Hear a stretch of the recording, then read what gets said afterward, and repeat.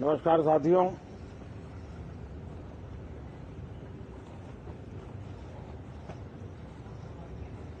ठंड शायद विलंब से चल रही है और बहुत धीमी गति से ठंड आ रही है,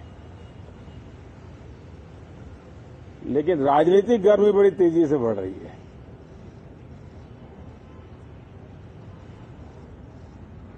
कल ही 4 राज्यों के चुनाव नतीजे आए हैं। बहुत ही उत्साहवर्धक परिणाम है। ये उनके लिए उत्साहवर्धक है जो देश के सामान्य मानवी के कल्याण के लिए कमिटेड है, जो देश के उज्जवल भविष्य के लिए समर्पित है,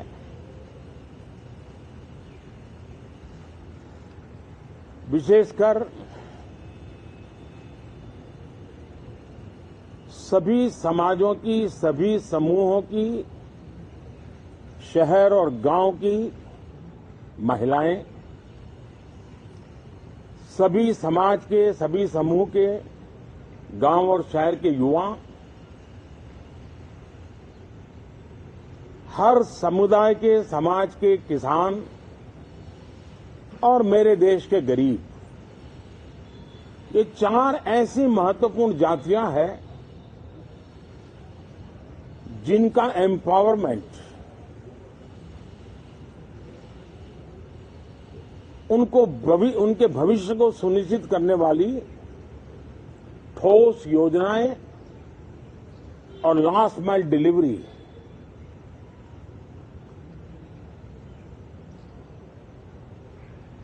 इन उसूलों को लेकर के जो चलते हैं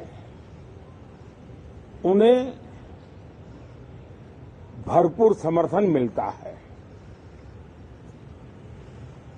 और जब गुड गवर्नेंस होता है, पूर्णतया जनहित के लिए समर्पण होता है, तो एंटी इनकम्बेंसी ये शब्द इरेलेवेंट हो जाता है। और हम लगातार ये देख रहे हैं, कोई इसको प्रो इनकम्बेंसी कहे, कोई इसे गुड गवर्नेंस कहे, कोई इसे ट्रांसपेरेंसी कहे, कोई उसे राष्ट्रहित की, जनहित की ठोस योजनाएं कहें, लेकिन ये लगातार अनुभव आ रहा है। और इतने उत्तम जनादेश के बाद आज हम संसद के इस नए मंदिर में मिल रहे हैं। इस संसद भवन के नए परिसर का उद्घाटन हुआ, तब तो एक छोटा सा सत्र था, ऐतिहासिक निर्णय हुआ था, लेकिन इस बार लंबे समय तक इस सदन में कार्य करने का अवसर मिलेगा। नया सदन है, छोटी मोटी अभी भी शायद व्यवस्थाओं में कुछ कमियां महसूस हो सकती हैं।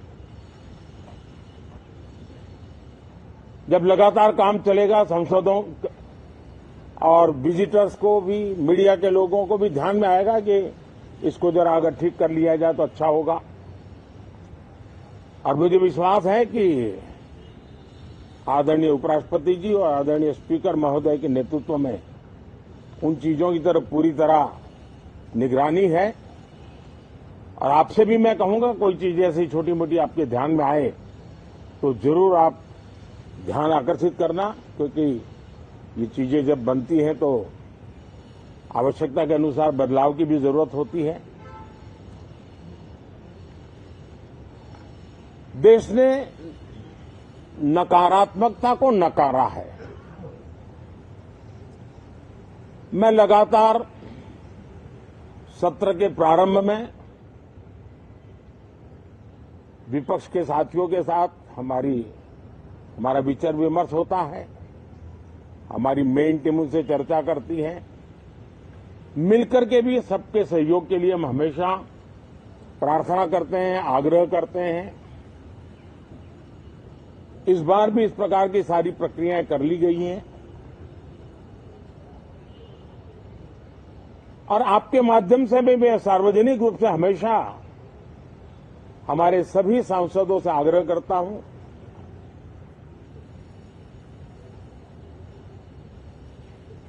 लोकतंत्र का ये मंदिर जन आकांक्षाओं के लिए विकसित भारत की नींव को अधिक मजबूत बनाने के लिए बहुत महत्वपूर्ण मंच है। मैं सभी माननीय सांसदों से आग्रह कर रहा हूं कि वो ज्यादा से ज्यादा तैयारी करके आएं, सदन में जो भी बिल रखे जाए उस पर गहन चर्चा हो,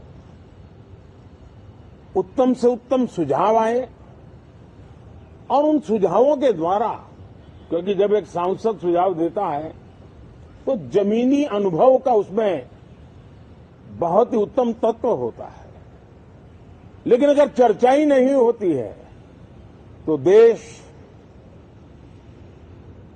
उससे मिस करता है उन चीजों को। और इसलिए मैं फिर से आग्रह करता हूं, और अगर मैं वर्तमान चुनाव नतीजों के आधार पर कहूं तो जो विपक्ष में बैठे हुए साथी हैं, ये उनके लिए गोल्डन अपॉर्चुनिटी है। इस सत्र में पराजय का गुस्सा निकालने की योजना बनाने के बजाय इस पराजय में से सीख करके पिछले 9 साल से चलाई गई नकारात्मकता की प्रवृत्ति को छोड़ करके इस सत्र में अगर सकारात्मकता के साथ आगे बढ़ेंगे तो देश उनके तरफ देखने का दृष्टिकोण बदलेगा, उनके लिए एक नया द्वार खुल सकता है। और वो विपक्ष में है तो भी उनको एक अच्छी एडवाइस दे रहा हूं कि आइए सकारात्मक विचार लेकर के आइए। अगर हम 10 कदम चलते तो आप 12 कदम का फैसला लेकर के आइए। हर किसी का भविष्य उज्जवल है, निराश होने की जरूरत नहीं है, लेकिन कृपा करके बाहर के पराजय का गुस्सा सदन में मत उतारना। हताशा निराशा होगी, आपके साथियों को आपका दम दिखाने के लिए कुछ न कुछ करना भी पड़ेगा, लेकिन कम से कम लोकतंत्र के इस मंदिर को वो मंच मत बनाइए। और अभी भी मैं कहता हूं, मैं मेरे लंबे अनुभव के आधार पर कहता हूं कि थोड़ा सा अपना रुख बदलिए, विरोध के विरोध का तरीका छोड़िए, देश हित में सकारात्मक चीजों का साथ दीजिए, अच्छी उसमें जो कमियां हो उसकी डिबेट कीजिए। आप देखिए देश के मन में आज जो ऐसी कुछ बातों पर नफरत पैदा हो रही है, हो सकता है वो मोहब्बत में बदल जाए, तो मौका है, ये मौका जाने मत दीजिए। और इसलिए हर बार मैं करबद्ध प्रार्थना करता रहा हूं कि सदन में सहयोग दीजिए। आज मैं राजनीतिक दृष्टिकोण से भी कहना चाहता हूं कि आपका भी भला इसमें है कि आप देश को सकारात्मकता का संदेश दें, आपकी छवि नफरत की और नकारात्मकता की बने, वो लोकतंत्र के लिए अच्छा नहीं है। लोकतंत्र में विपक्ष भी इतना ही महत्वपूर्ण है, उतना ही मूल्यवान है और उतना ही सामर्थ्यवान भी होना चाहिए। और लोकतंत्र की भलाई के लिए मैं फिर से एक बार अपनी ये भावना को प्रकट करता हूं। 2047 अब देश विकसित होने के लक्ष्य में लंबा इंतजार करना नहीं चाहता। समाज के हर वर्ग में यह भाव पैदा हुआ है कि बस आगे बढ़ना है। इस भावना को हमारे सभी माननीय सांसद आदर करते हुए सदन को उस मजबूती से आगे बढ़ाएं, यही मेरी उनसे प्रार्थना है। आप सबको भी साथियों मेरी बहुत बहुत शुभकामनाएं हैं। बहुत बहुत धन्यवाद।